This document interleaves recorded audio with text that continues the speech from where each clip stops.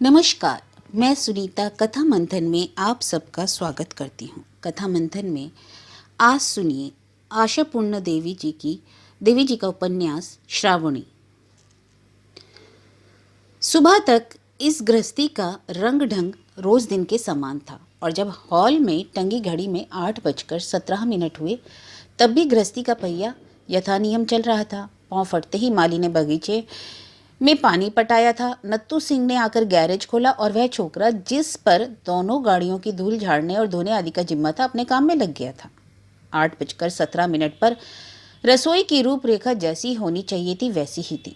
घड़ी के कांटों के कठोर निर्देश में लोक मोहन की गृहस्थी का पहिया रोज की तरह उस दिन भी उस घटना के घटने के पहले तक प्रतिदिन के नियमानुसार चल रहा था।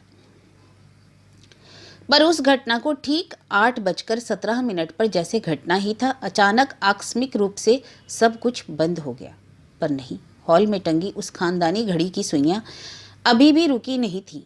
कुछ बंद हो गया था तो लोकमोहन की गृहस्थी का चालू पहिया एक जबरदस्त धक्के से मानो अचानक ही उसकी गति रुक गई।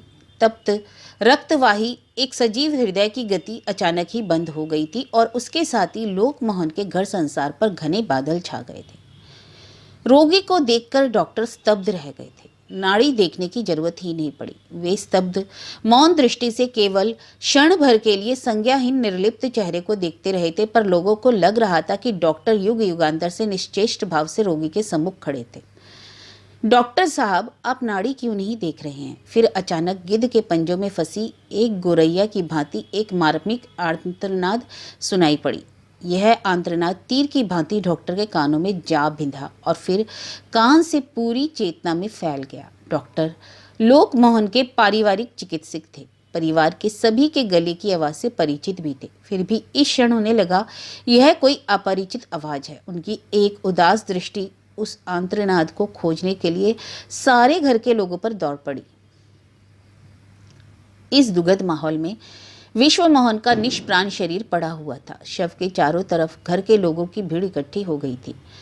नौकर चाकर से लेकर गाड़ी के ड्राइवर तक आ जुटे थे। मोहल्ले के 2-4 जन भी आ पहुंचे थे भीड़ छटने के लिए।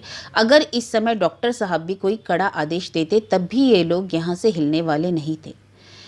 कभी विश्व मोहन के इस सजे सवरे कमरे में उसके खास नौकर विष्णु के अलावा और कोई झांकने तक की हिम्मत नहीं कर सकता था। पर आज यहाँ आने में कोई बाधा नहीं थी। सबको छूट मिल गई थी। गंभीर स्वभाव का विश्व मोहन आज अपनी सारी गंभीरता छोड़कर असहाय शिशु की भांति पड़ा रहकर उनके साहस को मानो समर्थन दे रहा था। सभी चुप थे। डॉक्टर को लगा इस निस्तब्ध भीड़ की आकुलता और उत्कंठा का आवेग एक तीक्ष्ण बाण की भांति उसे बींधने को तैयार है। यह बाण उस महत्वपूर्ण प्रश्न का बाण था। प्रश्न का यह बाण बस इसी प्रतीक्षा में था कि डॉक्टर कब विश्वमोहन की नाड़ी से हाथ हटाएं। लगता था जैसे ही वह समय पूरा हो जाएगा, अर्थात नाड़ी के स्पंदन के अनुभव की भूमिका खत्म होते ही वह तीक्ष्ण बाण डॉक्टर पर छूट पड़ेगा।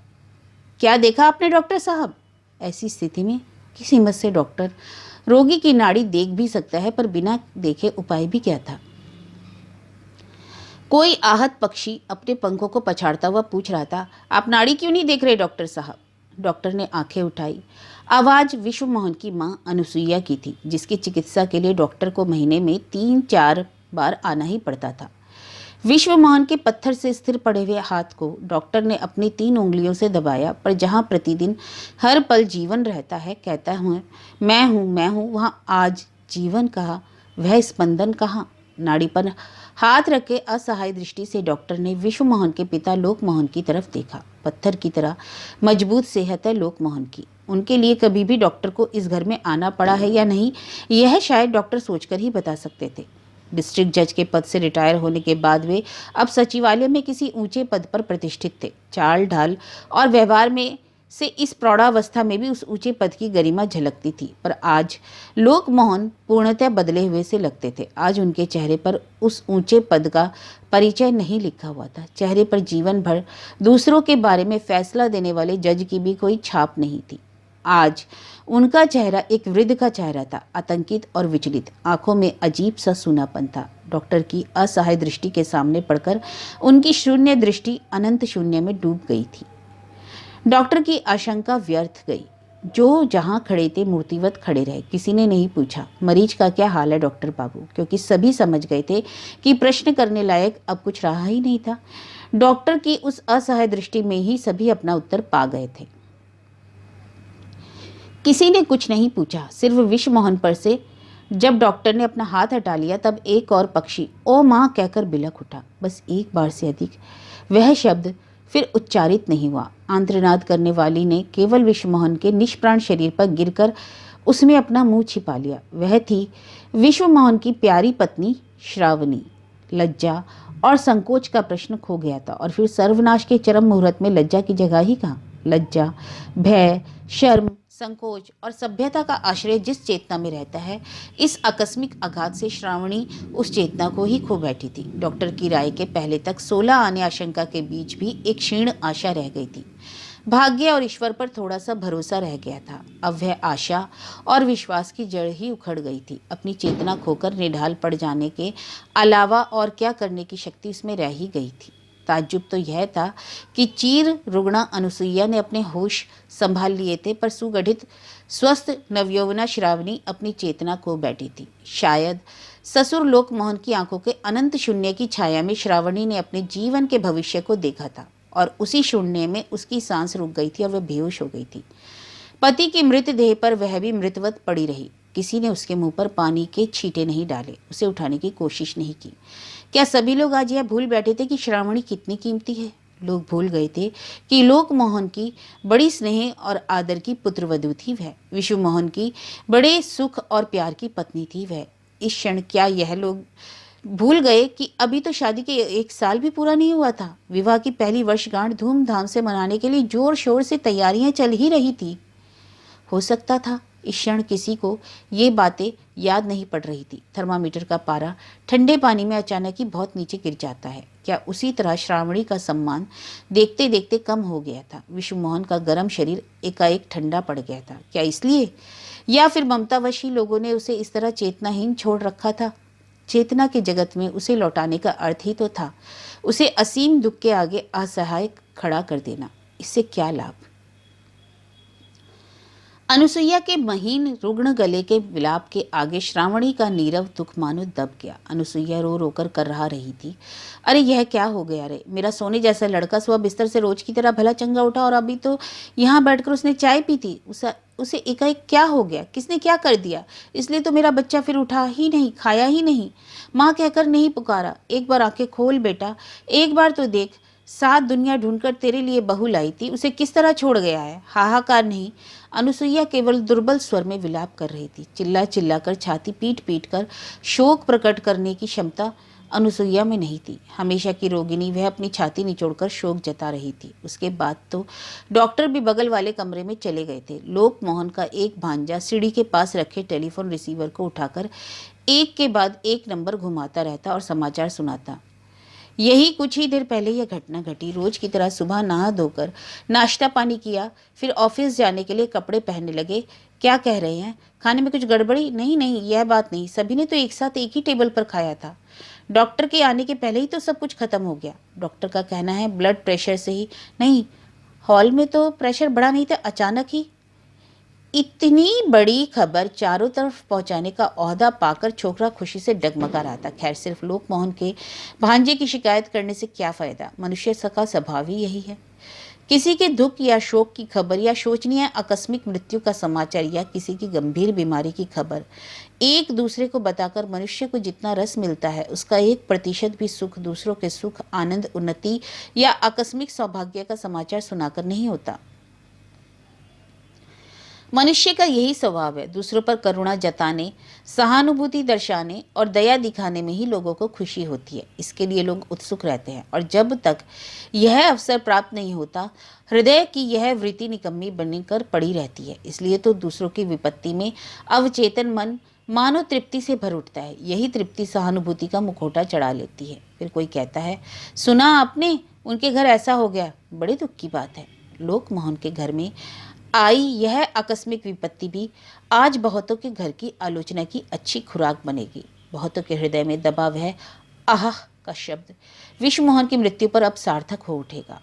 और यह आह रूपी संवेदना ही क्या कम जोरदार है। विश्वमोहन लोकमोहन का एकमात्र पुत्र था। यही तो अंतिम बात नहीं थी। वह रूपवान, गुणी, सुशिक्षित था और उस पर उसका विवाह भी हाल ही में हुआ था। अंतिम खबर ही तो असली खबर थी। रुग्णा, दुर्बल, वृद्धा अनुसुईया का करुण शोक नव यौवना श्रावणी के अकाल वैधव्य की चोट से तुच्छ हो गया था। श्रावणी का वैधव्य मानव विधाता की निष्ठुरता के प्रखर नमूने के तौर पर जल रहा था। लोकमोहन पत्थर की भांति बैठे हुए थे। आकस्मिक आघात से चेहरे की जो रेखाएं लटक गई थी धीरे धीरे फिर तन गई। लोकमोहन अब पहले के लोकमोहन बन गए थे। अब वे स्थिर, संभ्रांत, आत्मसत बन चुके थे। मानो इतनी देर में ही विधाता के व्यंग को वापस कर देने की शक्ति उन्होंने जुटा ली हो। भाग्य की इस निष्ठुरता से उन्होंने इतनी देर में समझौता कर लिया था। पत्थर की मूर्ति की तरह वे इस दृश्य को देख रहे थे। बेटे का एक हाथ दोनों हाथों में लेकर सदा बीमार अनुसुईया का रोना और देख रहे थे पति की छाती पर बेहोश पड़ी श्रावणी की मृदु सांसों के भार से उठती गिरती हुई उसकी पीठ को और विश्वमोहन के भावहीन चेहरे को। यह सब देखते सहसा मन ही मन एक संकल्प कर बैठे लोकमोहन उठकर इस कमरे में आए और जीवन भर जज के रूप में काम करने की उसी पुरानी गंभीरता से बोले, और अधिक देर करने से क्या फायदा डॉक्टर। डॉक्टर उठ खड़े हुए। इस परिवार के लिए डॉक्टर सिर्फ डॉक्टर ही नहीं थे, इस परिवार के एक सदस्य के समान थे। केवल डेथ सर्टिफिकेट लिख देने पर ही उनका काम समाप्त नहीं हो जाने वाला था। उन्हें विश्वमोहन की अंतिम यात्रा की व्यवस्था में भी हाथ बटाना था। मकान भीड़ से भर चुका था। भीड़ सड़क तक लगी हुई थी।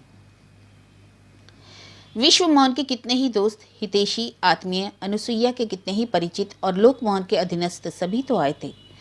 विश्वमोहन के विवाह के दिन भी तो ये लोग आए थे, पर उस दिन के आने में एक आनंद था। आज कुछ नहीं। आज इनके आने पर कोई पाबंदी होती तो शायद अच्छा ही होता। भयंकर आग से सारा गांव भस्मीभूत हो जाने पर भी उस जली हुई मिट्टी पर फिर से नए झोपड़े बसाए जा सकते हैं। बाढ़ में निश्चित हुए भूखंड के किनारे रेतीली जमीन पर फिर अपनी जगह बना लेती है।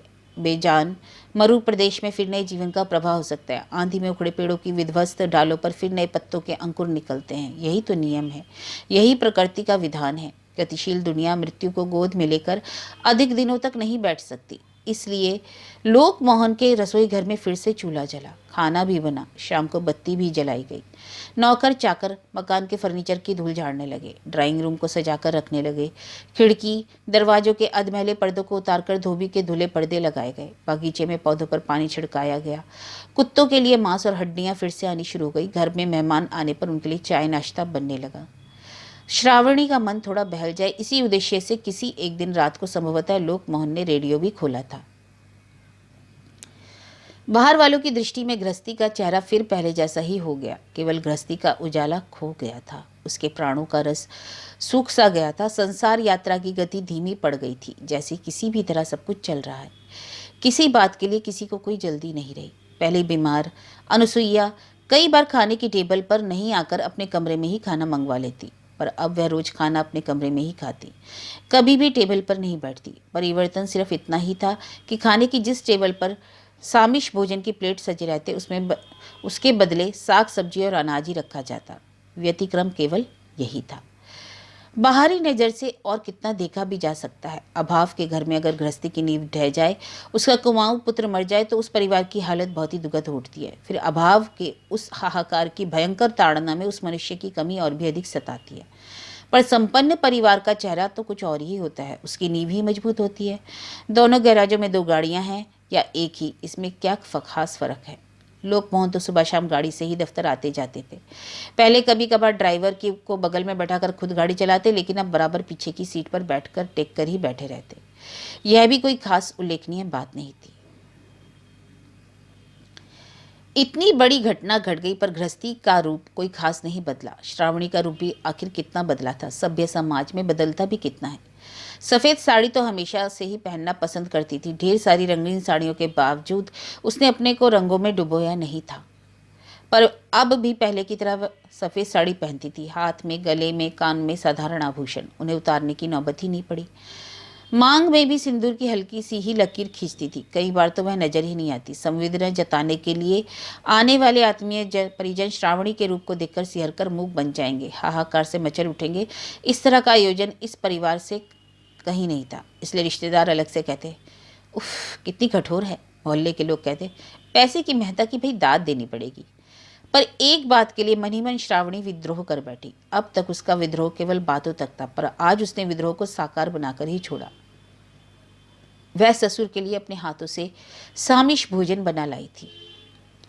सास अनुसुईया मछली के बिना एक कौर भी चावल नहीं खा पाती। श्रावणी यह भी जानती थी, पर उनका त्याग स्वाभाविक और सहज था। पर थाली में मांस की अनुपस्थिति जो आदमी एक दिन के लिए भी बर्दाश्त नहीं कर सकता था, तीज त्योहार व्रत आदि की भी परवाह नहीं करता, वही लोकमोहन अब दोनों समय साग सब्जी और उबले आलू खा रहे थे।